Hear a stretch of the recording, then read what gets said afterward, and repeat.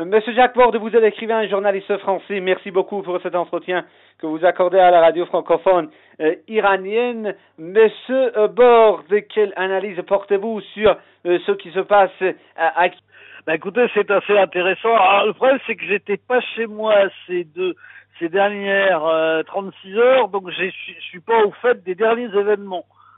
Mais ce qui est intéressant, c'est de voir qu'effectivement, après le régime corrompu tunisien, un des autres régimes pro-américains a du plomb dans l'aile.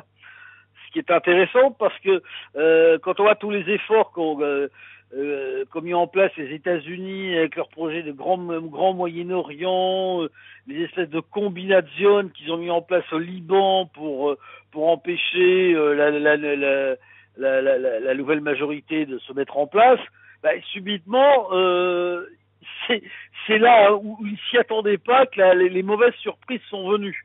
Monsieur Bordella, vous parlez de la surprise. Vous savez, en ce qui concerne les événements qui se sont produits en fait des derniers jours, bon, il y a toujours des manifestations de vaste ampleur qui se déroulent en fait en Égypte, au Caire, à Alexandrie, à Suez également, dans d'autres villes, et face à ces vastes manifestations, le président égyptien Hosni Moubarak a changé de gouvernement, a nommé un nouveau premier ministre, a nommé également pour la première fois un vice-président en la personne de Doumar Soleiman, en fait chef des renseignements, des services de renseignement égyptiens. Oui. Écoutez, c'est intéressant parce que ce sont des régimes qui sont à bout de souffle, et quelque part les États-Unis sont victimes de la méthodologie qu'ils ont longtemps mis en place, c'est-à-dire dans des régimes qui ne leur plaisaient pas, comme la Serbie ou alors même en Iran, de tenter d'instrumentaliser la rue. Parce que ça, et là, malheureusement, le problème, c'est qu'à force de claironner sur les toits, surtout avec Internet, que les gens doivent bouger par eux-mêmes, ça leur est revenu comme un boomerang. Et le problème, c'est que, alors, on voit bien ce qui se passe.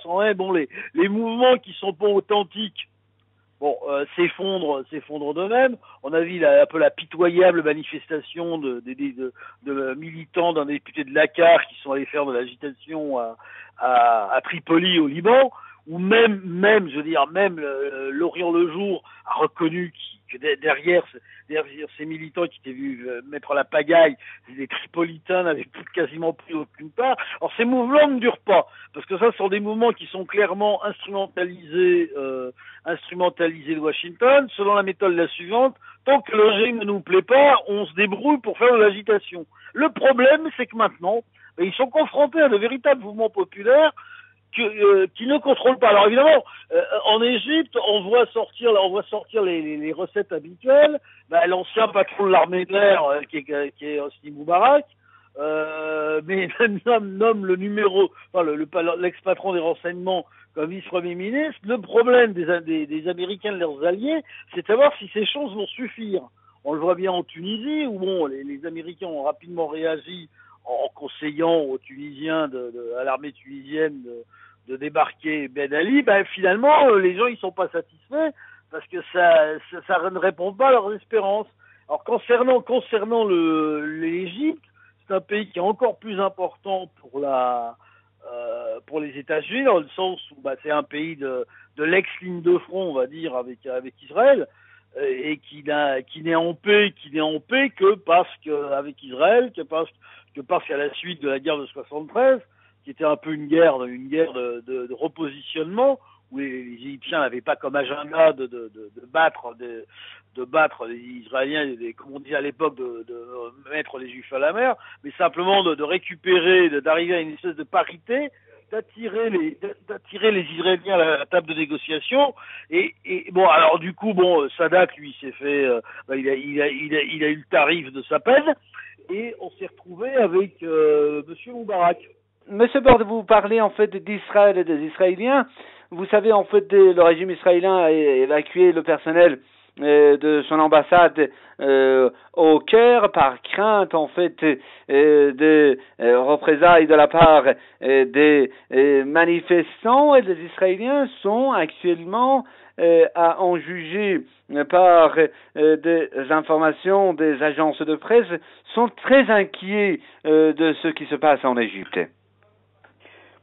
Ben c'est normal, je veux dire, le problème de l'Égypte, c'est qu'ils avaient réussi à négocier une paix séparée en 60 lors de la guerre d'octobre, et ça leur avait stabilisé un front, en sens que c'était une guerre qui arrangeait tout le monde, car les Israéliens étaient contents parce qu'ils avaient réussi à causer de sévères pertes aux Égyptiens, mais les Égyptiens étaient contents parce qu'ils avaient été arrivés à une certaine parité un peu avec les Israéliens, ils avaient pu négocier une paix. Donc c'était une guerre une guerre qui finissait bien pour tout le monde, voilà, et ils s'étaient achetés, grâce à ce que la victoire d'octobre pour les Égyptiens, ils s'étaient achetés une tranquillité, une ronde de situation avec les Égyptiens qui considéraient que faire la guerre à Israël n'avait plus aucun intérêt. Il est évident que s'il y a un changement de régime et s'il y a des tensions, d'autant qu'il y en a eu également dans le Sinaï avec des tribus bédouines il y a quelques semaines, c'est relativement passé inaperçu dans la presse occidentale, je pense pas à la presse iranienne, et déjà les Égyptiens se demandaient s'il n'y avait pas la main des services secrets israéliens dedans. Le problème des Israéliens, c'est que leur grande hantise, c'est qu'un jour ils se retrouvent pas forcément en situation de guerre chaude, mais même de guerre froide. Si Israël se retrouve avec devoir mobiliser, fixer des troupes au front sud face aux Israéliens, si jamais ils ont d'autres troupes mobilisées au nord, ça les divisera. Donc ils s'étaient acheté une ronde de situation, une paix, plus ou moins factice, non, parce qu'elle a quand même duré depuis 73 avec le régime de Sadat et puis de Moubarak. Et là ils sont extrêmement inquiets parce qu'effectivement, comme ils ont toujours une part, on l'a bien vu avec les tribunes bédouines du Sinaï, une part de responsabilité dans la pagaille qui règne dans la région, c'est toujours le même problème. À force, comme on dit en français, à force de cracher en l'air, ça finit par vous retomber sur la figure. C'est un peu leur problème. Ils ont joué avec le feu dans toute la région, et le problème, c'est que là où ça les gêne énormément, c'est qu'ils étaient extrêmement préoccupés par le front nord, le Liban, le Hezbollah, éventuellement la Syrie, et réapparaît une potentialité de tension avec l'Égypte, ce qui ne les arrange absolument pas stratégiquement.